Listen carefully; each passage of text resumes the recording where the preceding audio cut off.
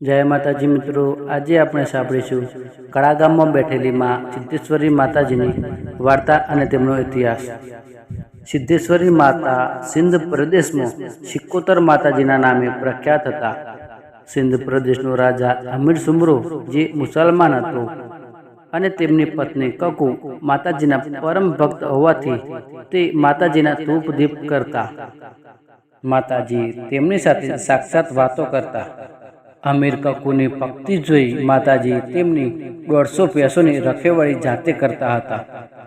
माताजीनी अपार भक्ति ने कारणे अमीर माताजीनो कूवो हतो। माताजी अलग अलग स्वरूप में आवीने अमर कक्कू साथे वातो करता हता। आ बाजू पाटणना राजा सिद्धराज जयसिंहे अमीर कक्कूनी 150 भैंसो चोरवानो विचार कर्यो अने अमीर कक्कूनी 150 भैंसो चोरी पाटण लाव्या। त्यारे कक्कूए सधीमाने मेणा टोणा मार्या अने कह्युं भैंसोने पाછી लाववानुं कह्युं। अमीर अने कक्कूनुं मेणुं सांभळी सधीमाता पटियारमां खोडियारमां पाછી આવ્યા અને खोडियारमाने कह्युं, खोडियार हूँ पाटणथी मारी 150 भैंसो लेवा जाऊं छुं। तो खोडियारमां पण बोल्या, हूँ पण तारी साथे आવું છું। त्यारे सधीमाताए कह्युं, ना, हूँ एकली ज जईश। અને રાતના 12 વાગે સધીમાતા પાટણના દરવાજે આવ્યા। સિદ્ધરાજ રાજાને ખબર હતી કે સધીમા તેમની ભેંસો લેવા માટે ચોક્કસ આવશે, એટલે સિદ્ધરાજ રાજાએ પાટણના બધા જ પીરોને ત્યાં ચોકી ઉપર રાખ્યા હતા। કેમ કે સધીમા ભેંસો લેવા આવે તો પાટણમાં ન આવી શકે। એટલે સધીમા પાટણના દરવાજે આવી એટલે પીરોએ રોકી, બોન, તમારે ક્યાં જવું છે?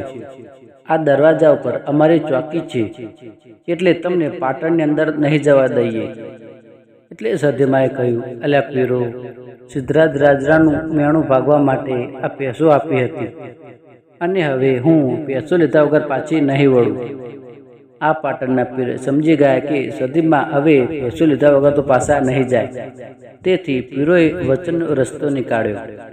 એટલે પીરોએ કહ્યું, સધી, જો તું તારું સત બતાવે અને અમે કહીએ તેમ તું કરે તો તને પાટણમાં જવા દઈએ। એટલે સધી બોલ્યા કે તમારે કેવા પારખા લેવા હોય છે?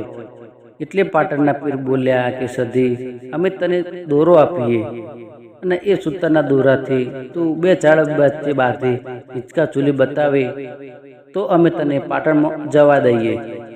એટલે સધીમાએ કહ્યું, लाओ तमारो सूत्रनो दोरो, हूँ सिंधमांथी आवी छुं पण गुजरातमां खीलीने ना जाऊं तो हूँ सिंधनी सधी ना कहेवाऊं।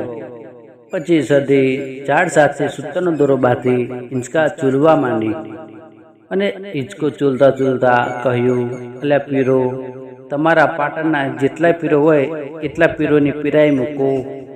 आ बधानी पीराईने कूदीने पाटणमां ना उतरूं तो 12 भावनी बारवाटी नहीं। पछी सधीए एक कूदको मार्यो अने पाटणनी राणकी वावमां उतरी अने बीजा कूदके सिद्धराज राजाना महलमां आवी। सधीए पाटणना पीरोने पछाड़ी सिद्धराज राजाना महलमां आवी। राजाना महलमां आवी सधीए राणीवासमां तो बधी राणीओ धूणवा लागी अने राणीवासमांथी राणीओ धूणती धूणती बहार आवी। आम राजमहलमां हाहाकार मची गयो। पछी सधीए कह्युं, सिद्धराज, हूँ मारी भैंसो लेवा माटे सिंधनी सधी आवी छुं।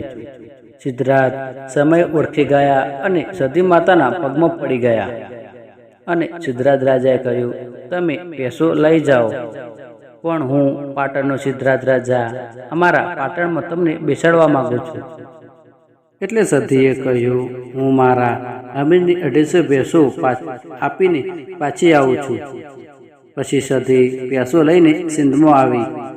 सधीए भैंसो आपीने कह्युं, अमीर, तारू अने कक्कूनुं महेणुं मने बहु भारे लाग्युं छे अने हूँ आजथी सिंध मलक मूकी गुजरातना पाटणना રાજમાં जाऊं छुं। आजथी तमारा अने मारा सधीना छेल्ला राम राम।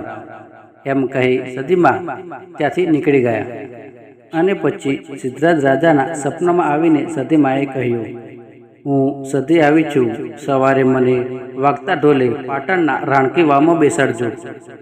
तू मने राणकी वावमां बेसाड अने हूँ तारुं जगतमां नाम अमर ना करी दऊं तो सिंधनी सधी ना कहूं। પછી સતી માતા પાટણની રાણકી વાવમાં બેઠા. ત્યાર પછી કાળા ગામના વીરપણ રાવણને ખબર પડી કે સતી સિંધમાંથી રિસાઈને પાટણની રાણકી વાવમાં બેઠી છે. એટલે વીરપણ રાવણ સતીને પોતાના ગામ કળા લઈ જવા માટે રાણકી વાવમાં આવ્યા. વીરપણ રાવણે 2 મહિના સુધી એક પગે ઊભા રહીને રાણકી વાવમાં સતી માતાની ભક્તિ કરી.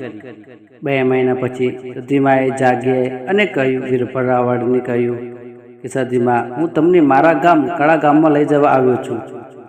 એટલે સતીમાએ કહ્યું, તું વીરપણ રાવણ આગળ આગળ જા, હું તારી પાછળ પાછળ આવું છું, પણ તું ક્યાંય બેસતો નહીં, અને જો તું ક્યાંય બેસીશ તો ત્યાંથી હું આગળ નહીં વધું. એટલે વીરપણ રાવણ પાટણથી ચાલતા ગામના માર્ગે પડ્યા.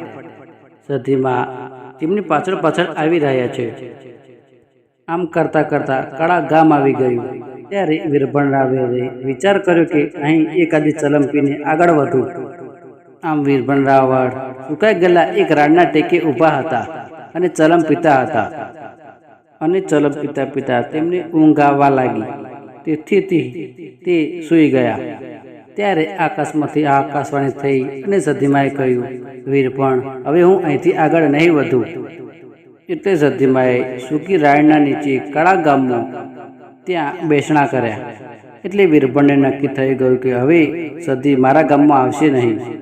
તેથી ત્યાં સ્થાપના કરી અને રોજ સવારે અને સાંજે ધૂપ દીપ અગરબત્તી કરવા લાગ્યો.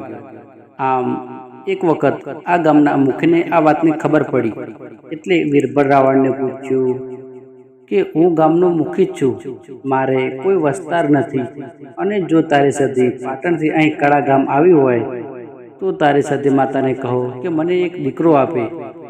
આમ આ વાત કરતા સતી માતા વીરપણ રાવણને સોળે કળાએ ધૂણવા આવ્યા અને કહ્યું, મુખી, આજથી 9 મહિના અને 13 દિવસે તને દીકરો આપું તો હું માનજે વીરપણ રાવણની સધી નહીં. એટલે મુખી બોલ્યા, જો સધી તું મને 50 વર્ષના મુખીને દીકરો આપતી હોય તો કઈ ત્રીજ આપતી જા. એટલે સતીમાએ ફરીથી આકોટે કરીને કહ્યું કે કાલ સવારે આ સૂકા રાયના ઝાડમાં નવા પાંદડા ના ફૂટે તો માનજે કે હું સધી બોલી હતી. અને બીજા દિવસે સૂકી રાય લીલી થઈ ગઈ. સતી માતા સિંધમાંથી પાટણની રાણકી વાવમાં આવ્યા અને પાટણમાંથી નીકળી ગુજરાતભરમાં સતીએ ડંકો વગાડ્યો. મિત્રો, સતી માતા તમારી સૌની મનોકામના પૂર્ણ કરે. જય માતાજી.